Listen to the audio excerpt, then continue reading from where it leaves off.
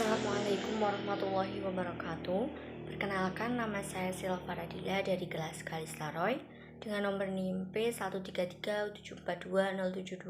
P13377207222035. Di sini saya akan menjelaskan tentang penyakit yang ada pada sistem organ reproduksi pria. Yang pertama yaitu prostatitis. Prostatitis adalah peradangan pada kelenjar prostat yang bisa terjadi tiba-tiba atau akut atau berkembang secara bertahap dalam waktu yang lama. Prostatis biasanya ditandai dengan nyeri dan kesulitan buang air kecil. Kelenjar prostat adalah organ pada sistem reproduksi pria yang berperan dalam proses produksi sperma. Jika kelenjar prostat bengkak dan meradang, akan timbul nyeri di panggul dan nyeri saat buang air kecil atau ejakulasi. Prostatitis bisa menyerang pria di segala usia, tetapi lebih sering terjadi pada pria usia di bawah 50 tahun. Hal ini berbeda dengan kanker prostat atau pembesaran prostat, cenderung menyerang pria lanjut usia. Penyebab prostatitis. Ada beberapa penyebab dari prostatitis. Prostatitis bakteri akut. Prostatitis bakteri akut biasanya oleh infeksi bakteri pada kelenjar prostat. Jenis bakteri yang memicu prostatitis sama dengan bakteri penyebab infeksi saluran kemih dan infeksi menular, yaitu 1. Escherichia coli, 2. Neisseria gonorrhoeae, 3. Chlamydia Prostatitis bakteri kronis. Jenis bakteri penyebab prostatitis bakteri kronis sama dengan prostatitis bakteri akut. Bedanya, prostatitis bakteri akut muncul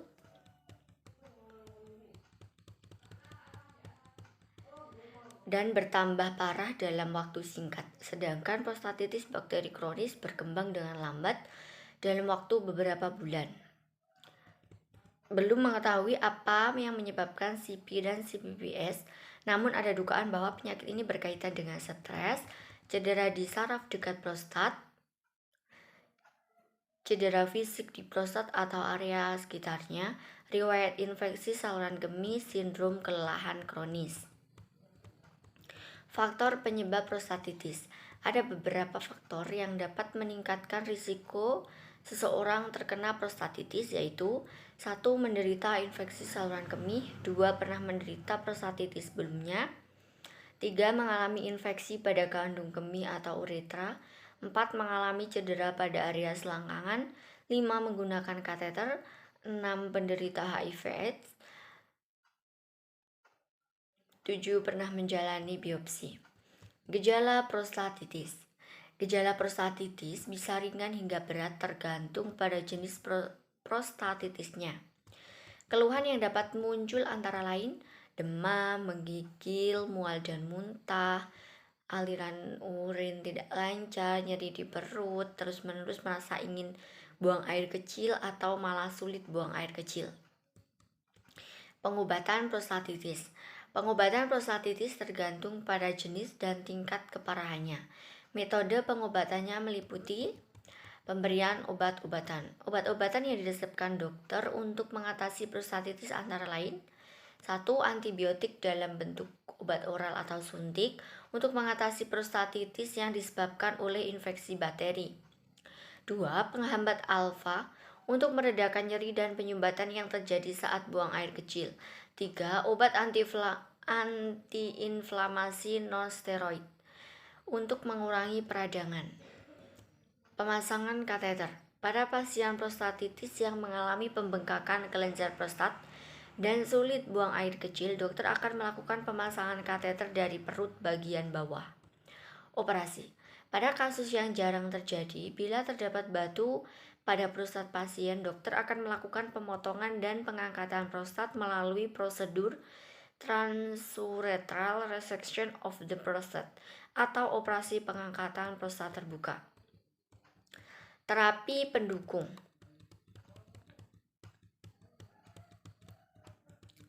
Untuk membantu meredakan gejala, pasien dapat melakukan beberapa upaya sederhana berikut. 1. Merendam area anus dan kelamin dalam air hangat.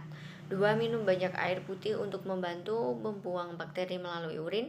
3. Mengurangi konsumsi makanan pedas atau asam, serta minuman berkafein atau beralkohol. 4. Menghindari aktivitas yang dapat memicu tekanan dan iritasi pada prostat seperti duduk dalam waktu lama, bersepeda, dan berkuda.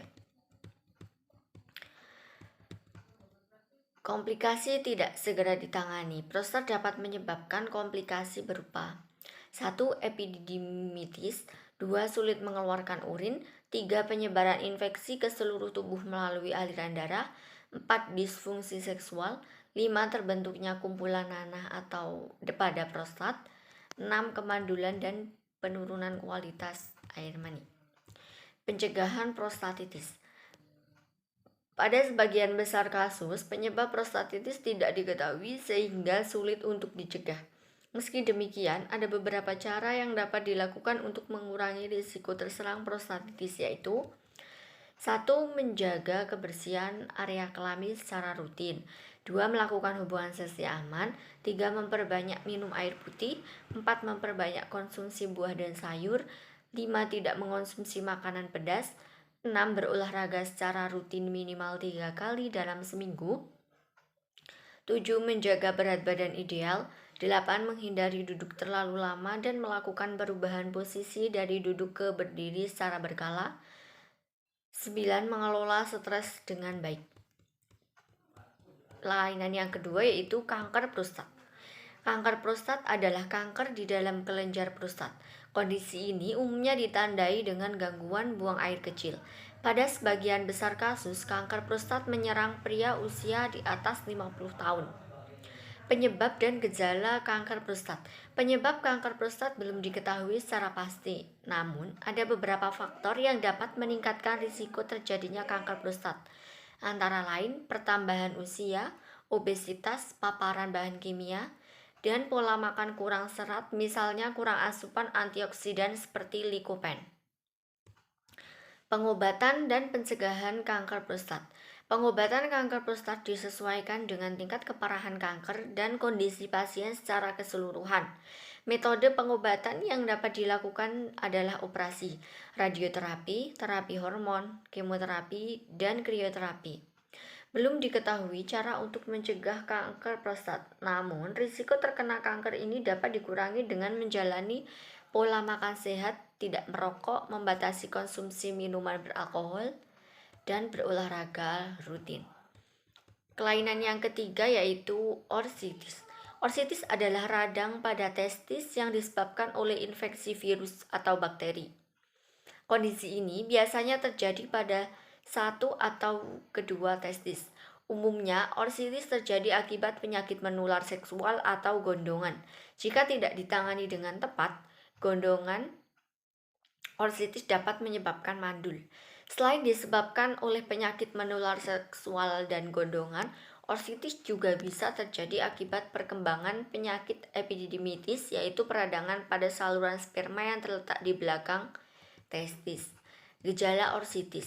Gejala ini biasanya muncul secara mendadak. Gejala tersebut meliputi demam, mual dan muntah, tubuh mudah lelah, pembekakan pada satu atau kedua testis, testis terasa berat, nyeri di area selangkangan, nyeri pada testis, pembengkakan kelenjar getah bening di selangkangan, nyeri saat buang air kecil.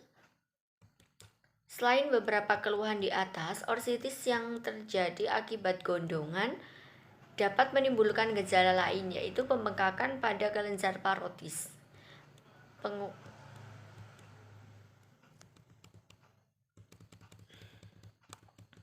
Selanjutnya yaitu pengobatan untuk orsitis bakteri.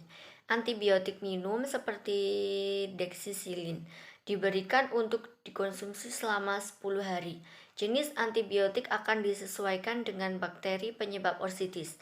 Jika keluhan dan gejala orsitis yang dialami cukup parah, dokter akan memberikan antibiotik bentuk suntik. Jika orsitis disebabkan oleh penyakit menular seksual, pasangan pasien juga harus diperiksa dan diobati. Pengobatan untuk orsitis virus. Obat antiinflamasi non-steroid seperti ibuprofen dan naproxen akan diberikan untuk mengurangi peradangan dan nyeri akibat orsitis. Jenis obat ini umumnya diberikan kepada pasien orsitis virus. Untuk membantu meredakan gejala penyakit kelamin pria ini, pasien dianjurkan untuk melakukan sejumlah langkah berikut. 1. Minum paracetamol untuk meredakan demam dan rasa nyeri. 2. Kompres testis dengan kantong es yang dibalut kain selama 15-20 menit sehari. 3. Gunakan celana khusus yang bisa menyangga testis. 4. Jangan berhubungan seks sampai orsitis sembuh. 5. Hindari mengangkat benda berat untuk sementara. 6. Istirahat yang cukup. Pencegahan orsitis. Pencegahan orsitis dapat dilakukan dengan melakukan upaya-upaya berikut. Pencegahan orsitis. Pencegahan orsitis dapat dilakukan dengan melakukan upaya-upaya berikut. 1. Memastikan diri mendapatkan vaksin MMR untuk mencegah penyakit gondongan. 2. Menggunakan kondom saat berhubungan seksual jika tidak yakin pasangan bersih dari penyakit penular seksual. 3. Tidak melakukan seks bebas. Kelainan selanjutnya yaitu kanker testis. Kanker testis adalah tumor ganas yang tumbuh di testis atau buah zakar. Umumnya, kanker testis ditandai dengan pertumbuhan benjolan yang tidak terasa nyeri di salah satu testis. Kanker testis termasuk jenis kanker langka yang paling sering terjadi pada pria usia 15-14 tahun. Penyebab kanker testis. Belum diketahui penyebab pasti kondisi ini, tetapi ada beberapa faktor yang diduga dapat meningkatkan risiko seseorang terserang kanker testis, yaitu berusia 15-49 tahun, menderita kriptorkismus, menderita kelainan perkembangan testis, pernah menderita kanker testis sebelumnya, memiliki keluarga dengan riwayat kanker testis, memiliki kebiasaan merokok, menderita HIV atau AIDS. Gejala kanker testis. Kanker testis biasanya hanya tumbuh di satu testis. Gejala yang sering terjadi adalah benjolan atau pembengkakan di testis yang biasanya tidak terasa nyeri. Benjolan tersebut bisa sebesar kacang atau lebih besar dan umumnya akan teraba saat sedang mandi. Selain itu, ada beberapa gejala lain yang muncul akibat kanker testis, diantaranya yaitu nyeri di testis, penimbunan cairan di skrotum, rasa berat atau tidak nyaman di skrotum, sakit atau pegal di area perut dan selangkangan. Jika tidak segera ditangani, kanker testis bisa menyambar ke organ tubuh lain. Pengobatan kanker testis. Pengobatan kanker testis tergantung pada jenis dan stadium kanker yang dialami pasien.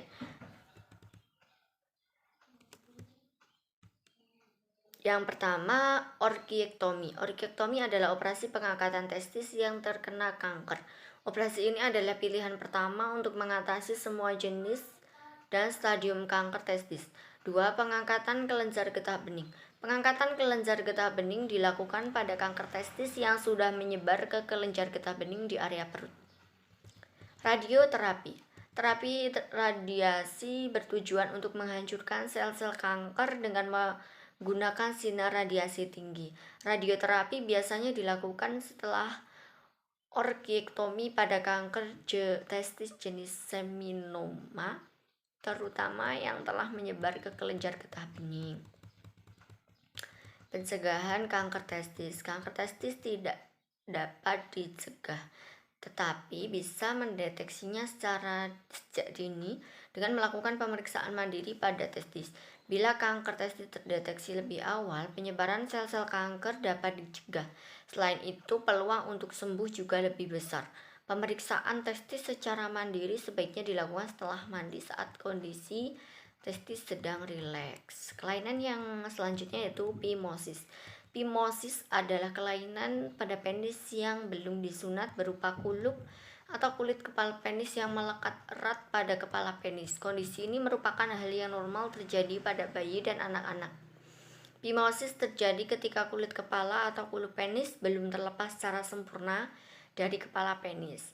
Penyebab phimosis pada anak yang belum disunat, khususnya usia di bawah 3 tahun, phimosis merupakan kondisi normal. Sebaiknya phimosis pada pria dewasa yang belum disunat merupakan kondisi yang tidak normal. Kondisi tersebut dapat disebabkan oleh radang kepala penis, infeksi kepala penis, lesion sclerosus, eksim, psoriasis, dan diabetes. Gejala phimosis. Phimosis ditangani dengan menempelnya kulup ke kepala penis. Pada anak, kulup penis akan merenggang dengan sendirinya seiring bertambahnya usia dan umumnya akan terlepas sempurna di usia 17 tahun. Meski umumnya phimosis pada anak merupakan kondisi yang normal, pada kondisi yang perlu diwaspadai pada penis anak yaitu ketika kulup sudah terlepas tetapi menempel kembali atau kepala penis mengalami peradangan. Pengobatan phimosis. Sebagian besar kasus phimosis bukan merupakan masalah yang serius dan tidak membutuhkan pengobatan khusus bagi orang tua yang anaknya mengalami phimosis. Jangan menarik kulup penis secara paksa. Tindakan tersebut bisa memicu iritasi atau infeksi. Bahkan timbul paraphimosis yang berbahaya.